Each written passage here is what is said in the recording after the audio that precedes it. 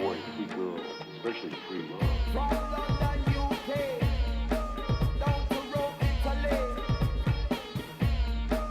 Don't feel the way. Feel good vibe make you feel irate. Now that's why.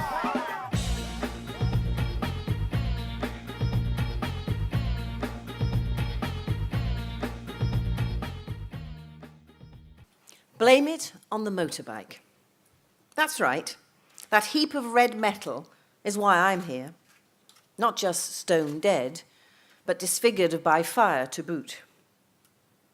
It's a good thing that where we are now, in this all-women's afterlife, so to speak, even though we were all wounded to death, our wounds eventually go away.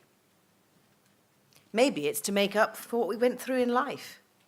But whatever the reason, our skin turns as smooth as a baby's bottom. Womanhood still has its perks, at least when you're dead. I'd rather have had them before, but there's no arguing with bad luck. If only my brother Harshad hadn't brought home that brand new motorbike.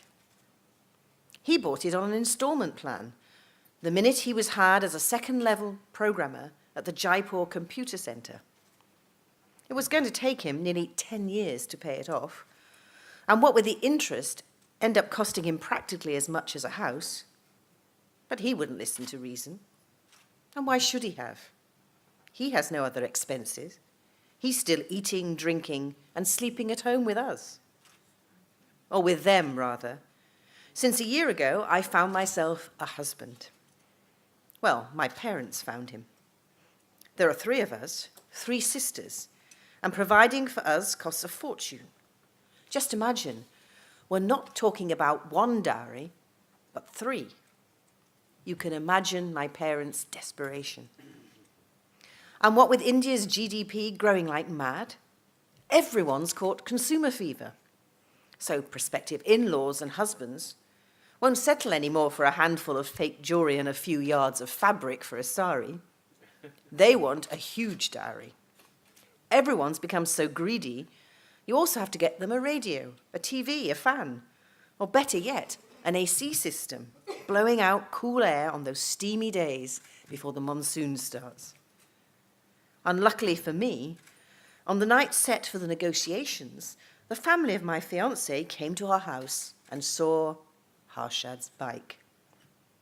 There was no getting out of it. To close the deal and get rid of at least one of us daughters, my parents threw in the bike as well. How could they have known that as soon as he found out, that crazy brother of mine would run off, fast as lightning, taking his beloved bike with him? A month after the wedding, still no bike, so the pressure was mounting. My in-laws were constantly harassing me. When is he coming back? When are we getting that bike? It belongs to us, you know. We'll report him to the police for theft.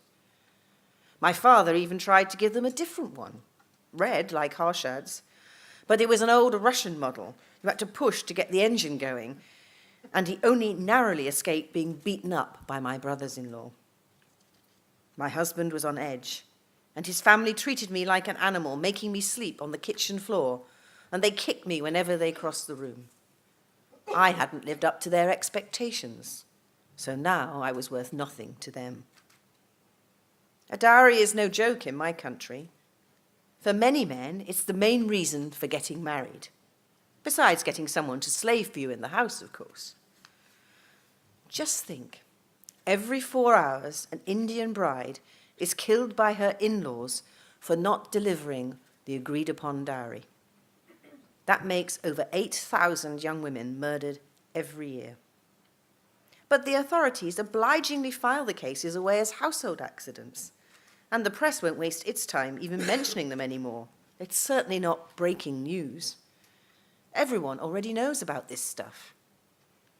Odd, though, how the bodies of these women are always found burned by the kitchen stove. Blame it on faulty appliances. 8,000 clumsy brides a year accidentally soaking themselves in kerosene and going up in smoke. Or maybe it's their husbands lighting up a cigarette after dinner, absent-mindedly throwing the still-lit match in the wrong direction, and suddenly, oops, look what's happened. After that, the widower is all set for a new marriage arrangement, hopefully a more profitable one.